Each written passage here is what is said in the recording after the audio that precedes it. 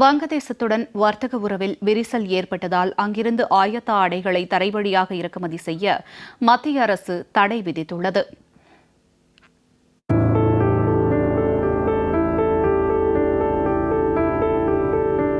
இந்த அரசுடைய இந்த அறிவிப்புனால இது ஒரு மாற்றம் வரும்.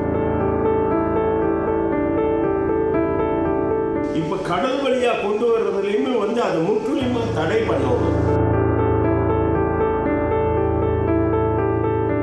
பின்னலாடை உற்பத்தி மற்றும் ஏற்றுமதியில் உலக அளவில் பிரசித்தி பெற்ற நகரம் திருப்பூர். இங்கு 1000க்கும் மேற்பட்ட ஆடை ஏற்றுமதி நிறுவனங்கள், 5000க்கும் மேற்பட்ட உள்நாட்டு ஆடை தயாரிப்பு நிறுவனங்கள் செயல்படுகின்றன.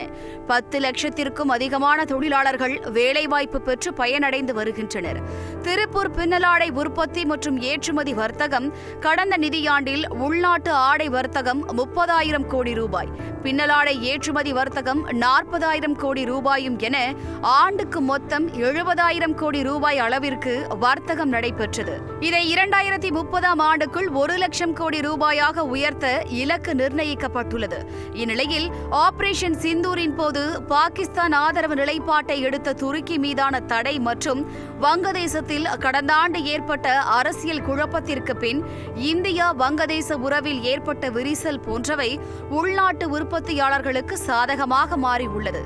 இதில் முக்கியமாக வங்கதேசத்திலிருந்து ஆயத்த ஆடை உள்ளிட்ட சில பொருட்களை தரை வழியாக இறக்குமதி செய்ய மத்திய அரசு தடை விதித்துள்ளது. அஸ்ஸாம், திரிபுரா, மேகாலயா, மிசோரம், மேற்கு வங்கத்தின் சங்கரபந்தா, ஃபுல்பாரி ஆகிய தரை துறைமுகங்களில் இறக்குமதி தடை செய்யப்பட்டுள்ளது. கடல் வழியாக கொல்கத்தா மற்றும் நவாஷேவா துறைமுகங்களுக்கு மட்டுமே அனுமதி அளிக்கப்பட்டுள்ளது. இதை வரவேற்றுள்ள ஆடை உற்பத்தியாளர்கள் மத்திய அரசின் நடவடிக்கையால் குறிப்பிடத்தகுந்த அளவுக்கு வர்த்தகம் அதிகமாகும் என்று நம்பிக்கை தெரிவித்துள்ளனர்.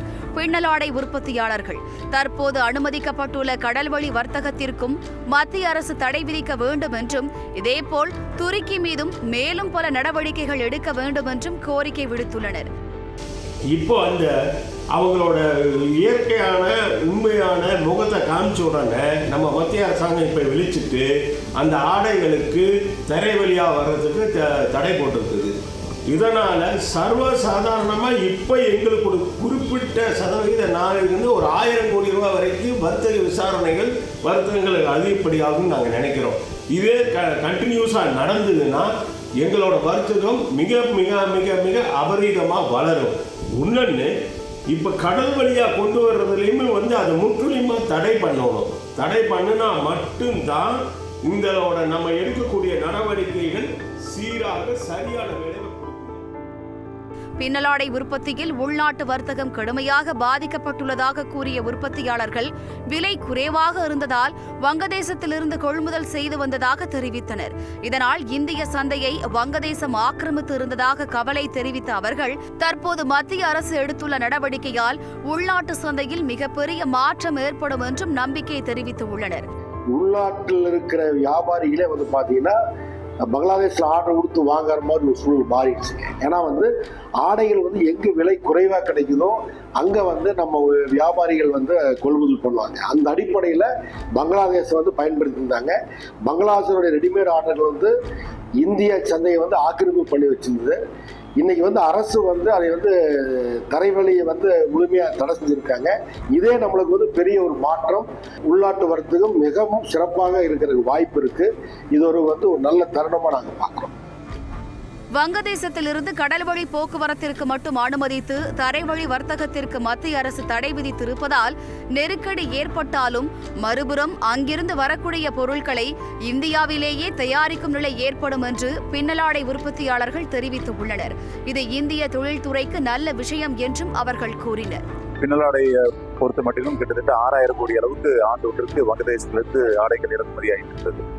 இப்போ அதனுடைய தாக்கம் இப்போ தரைவழி வர்த்தகம் தடைபெற்ற காரணத்தினால் இப்போ கடல் கப்பல் வழியாக தான் கொண்டு வரணும். அதில் கிட்டத்தட்ட 7 நாள் ஆகுது. 7 நாள் ஆனாலும் கிளியரன்ஸில் நிறைய இடர்பாடுகள் ஏற்பட இருக்கின்றது.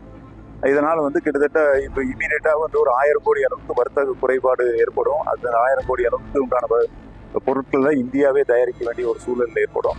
ஸோ இது இந்திய தொழில்துறையினருக்கு நன்மை வைக்கக்கூடிய ஒன்றாக மாறும்.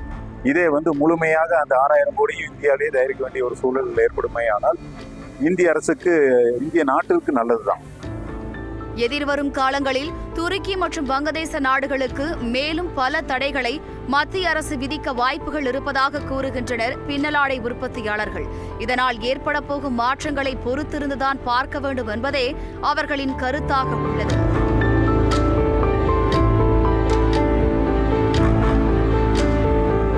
இந்த அரசுடைய இந்த அறிவிப்புனால வந்து இது ஒரு மாற்றம் வரும்.